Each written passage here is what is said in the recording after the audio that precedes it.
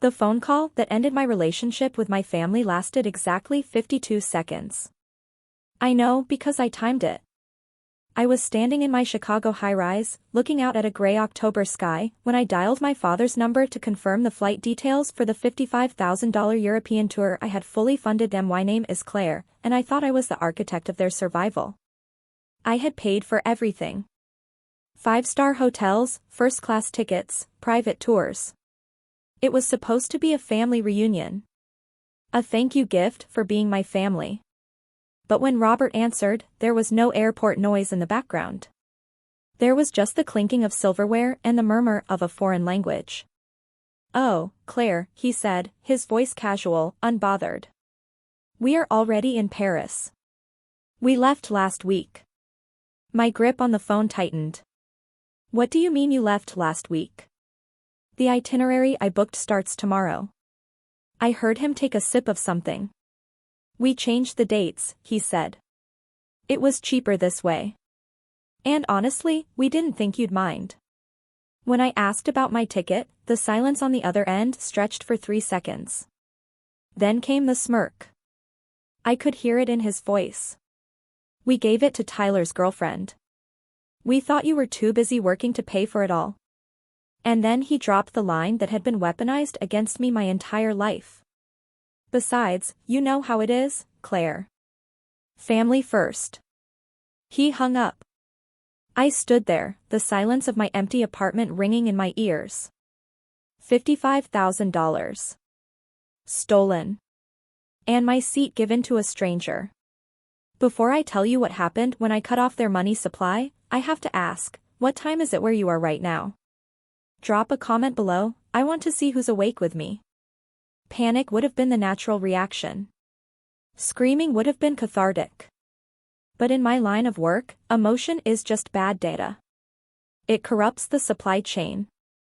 So I didn't cry. I didn't beg for an explanation.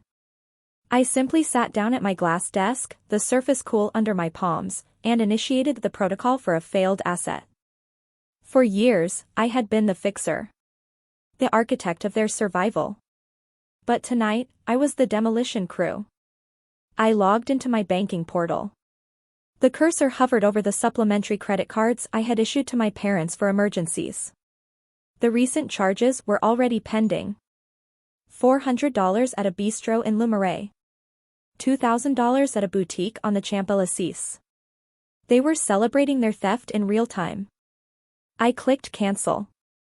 The screen flashed a confirmation. Card deactivated. I moved to the next tab. The auto-pay for my parents' mortgage. For 6 years, I had quietly covered the gap between my father's gambling losses and reality. I clicked revoke. Payment schedule deleted. Next was the condo access. My father had insisted on having a digital key for emergencies. I opened the security app and removed his user privileges. Access denied. The apartment was silent, but it wasn't empty anymore. It was fortified. I sat back, the sound of my own breathing filling the room. Why had I stayed so long? Why had I allowed this to happen? It wasn't love. I realized that now. It was the sunk cost fallacy. The trap of normalized cruelty. I had invested so much money, so much emotion, and so much of my own identity into being the good daughter that leaving felt like admitting bankruptcy. I had convinced myself that if I just paid one more bill, solved one more crisis, they would finally see me. But they didn't bite the hand that fed them because they were hungry. They bit it to remind me that despite the food, I was still just the servant. In their eyes, I wasn't a person. I was a utility. Like electricity or water. You don't thank the water for flowing. You only notice it when it stops. Well, the tap just ran dry. The fallout began 24 hours later.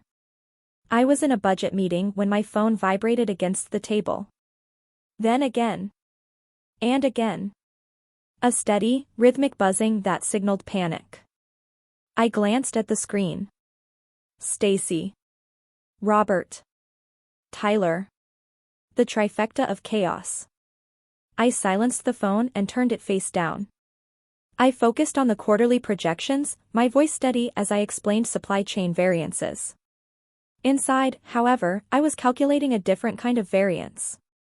The gap between what they expected and what they were about to get. During my lunch break, I checked Instagram. And there it was. Tyler had posted a photo. He and his girlfriend were sitting on a balcony in Paris, holding glasses of champagne. The caption read, "Living our best life. No negative energy allowed."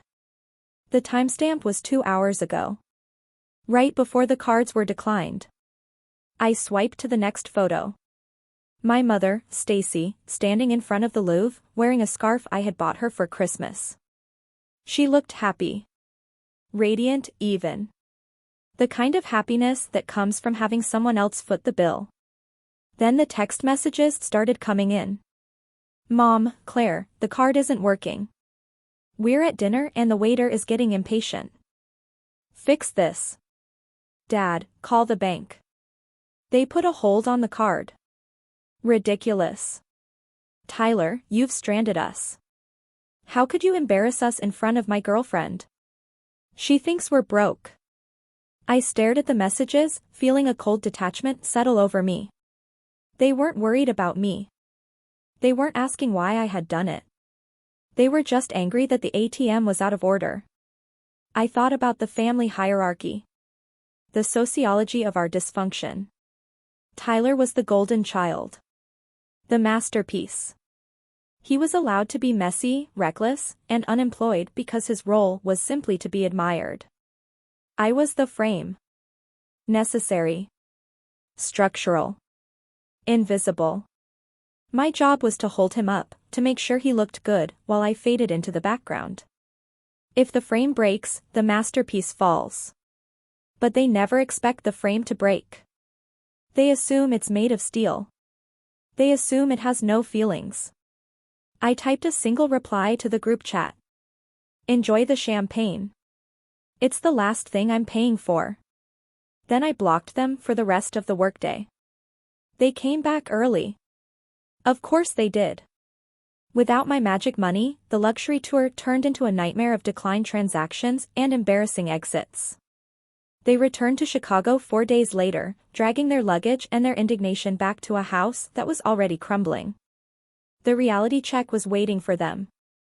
The mortgage payment I had revoked was now 10 days overdue. The bank, sensing a disturbance in the force, had sent a delinquency notice. The car lease, which I had also been subsidizing, was flagged for repossession. The lights were flickering, literally and metaphorically. My father called me on a Tuesday night. His voice was no longer casual. It was tight, controlled, vibrating with suppressed rage. "We need to meet," he said. "To fix this glitch." He still thought it was a mistake. A technical error. A tantrum that could be smoothed over with a lecture. I agreed to the meeting. But I didn't go alone. I called Connor. Connor was a corporate lawyer I worked with on logistics contracts. He was sharp, aggressive, and entirely unsentimental. He was a shark in a suit. When I explained the situation, he didn't offer sympathy. He offered strategy. "We're not going to argue with them," he said. "We're going to audit them." I spent the next 2 days compiling a dossier. Not a scrapbook. A dossier. Bank statements going back 5 years. Credit card receipts. Emails demanding money. Texts manipulating me into paying for emergencies that turned out to be vacations. I printed it all out and bound it in a black folder. It was heavy. Heavy with the weight of my own stupidity, yes, but also heavy with evidence. On the morning of the meeting, I dressed in my best suit. Charcoal gray. High heels that clicked on the pavement like a gavel. I wasn't going as their daughter. I was going as a creditor. We met at Connor's office. Neutral ground.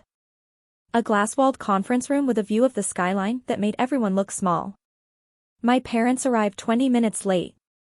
They walked in loud, bringing their chaos with them. My mother was crying, a performance I had seen 1,000 times. My father was red-faced, blustering about disrespect and family duty. Tyler trailed behind them, looking bored, scrolling on his phone. When they saw Connor, they stopped. "Who is this?" my father demanded. "This is my counsel," I said, my voice flat. "Since you threatened legal action in your voicemails, I thought it best to keep things professional." My father scoffed. "Legal action? I was just trying to get your attention. You're my daughter, Claire. You don't bring a lawyer to a family meeting. You don't steal $55,000 from your daughter," I replied. We sat down. The silence that followed was icy. Connor opened his briefcase and slid a single document across the polished table. It wasn't a check. It was a promissory note. "What is this?" my mother asked, wiping her eyes. "It's an acknowledgement of debt," Connor said. "It outlines the $55,000 misappropriated for the vacation, plus the $12,000 in credit card charges incurred without authorization. It establishes a repayment plan of $500 a month, with interest." My father laughed. It was a harsh, ugly sound. "You expect me to sign this?" I raised my eyebrows. "I expect you to pay me back. Or I will file a civil suit for theft and fraud." "You wouldn't dare," he sneered. "Family doesn't sue family." "Family doesn't steal, Robert," I said, using his first name for the first time. The shock on his face was satisfying. I wasn't playing by the old rules anymore. The script had changed. Robert slammed his hand on the table. "I can't pay this. Money is tight. You know that. You know I've been struggling." Connor didn't blink. "Actually, Mr. Chandler, we know exactly where your money has been going." He opened the black folder I had prepared. He pulled out a spreadsheet. A ledger. During our audit of the financial records Claire provided, we noticed a pattern. Claire has been sending you $2,000 a month for the mortgage for the last 6 years. That's $144,000. My mother nodded, looking righteous. "Exactly. She helps us. It's what she should do." Connor held up a hand. "The problem, Mrs. Chandler, is that the mortgage payments weren't made. The bank records show the house has been in pre-foreclosure for 8 months. Stacy froze. "What?" Robert turned pale. His bluster evaporated. Connor continued, his voice relentless. "The money Claire sent wasn't going to the bank. It was being diverted to 3 separate online gambling accounts. DraftKings, BetMGM, and a private bookie in the city." He slid a stack of printed betting slips across the table. "Your husband has gambled away every cent your daughter sent to save your home." The silence in the room was absolute. It was the sound of a universe collapsing. Stacy looked at the papers, then at Robert. "You said the bank made a mistake," she whispered. "You said it was a processing error." Robert stared at the table, unable to meet her eyes. I watched them, feeling a strange sense of detachment. This was the criminal twist. The secret ledger. I hadn't just been supporting them. I had been funding a cover-up. I had been paying for the lie that kept their marriage together. Stacy turned to me, her eyes wide with horror. "Claire, did you know?" I shook my head. "I found out yesterday. Just like you." She looked back at Robert, and for the first time, I saw the illusion break. Her perfect husband was a fraud. And the daughter she had treated like a servant was the only thing standing between her and homelessness. The meeting ended in screaming. Stacy screaming at Robert. Robert screaming at Connor. Tyler screaming at me for ruining everything. I walked out while they were still arguing. I didn't look back. That night, the implosion reached its peak. My phone lit up with notifications from the doorman at my building. "Miss Chandler, there are people here to see you. They're causing a disturbance." I checked the lobby camera feed. They were there. All of them. Robert was weeping, actually weeping, pounding on the glass. Stacy was pacing, looking frantic. Tyler was kicking the planter by the door. The elevator ride down felt like descending into a quarantine zone. I stepped into the lobby but stopped behind the security line. I stood on the other side of the thick, secure glass. The barrier was physical, but it was also symbolic. It was the line they could no longer cross. "Claire!" Robert shouted, his voice muffled by the glass. "Please. You have to help us. The bookie, he's going to take the house. We have nowhere to go." Stacy pressed her hands against the glass. "Claire, he's sorry. We're family. You can't let us lose the house." I looked at them. Really looked at them. They looked small. Desperate. Pathetic. And I felt nothing. No guilt. No anger. Just a profound sense of exhaustion. I reached into my bag and pulled out a file. It was the foreclosure notice I had received in the mail that morning, addressed to me as a former guarantor. I had already signed the paperwork to sever my liability. I slid the envelope through the gap in the doors. "I'm not saving you this time," I said. My voice was calm. Quiet. Deadly. "You made this mess. You live in it." Tyler lunged at the door. "You selfish *tch. You have money. You can fix this." I looked him in the eye. I could. But I won't. I turned to the doorman, who was watching with wide eyes. "I don't know these people," I said. "Please ask them to leave. Or call the police." I walked back to the elevator. I didn't watch them go. I listened to the sound of my heels clicking on the marble floor. Click. Click. Click. The sound of walking away. 6 months later. I am sitting at a small round table in a cafe in the 11th arrondissement of Paris. It is raining, a soft, gray drizzle that makes the cobblestones shine. I have a cup of coffee in front of me. And a croissant. I paid for them with my own money. No one is asking me for anything. My phone is silent. The house in Chicago was sold at auction 3 months ago. My parents are living in a rental apartment in a suburb I've never visited. Robert is working part-time at a hardware store. Stacy is working as a receptionist. They are handling their own bills. Tyler is living on a friend's couch, finally forced to get a job waiting tables. We don't speak. I blocked their numbers the night of the lobby incident. Sometimes, late at night, I wonder if I was too harsh. If I should have given them one more chance. But then I remember the smirk. The empty seat. The secret gambling debts. And I realize that biology is not destiny.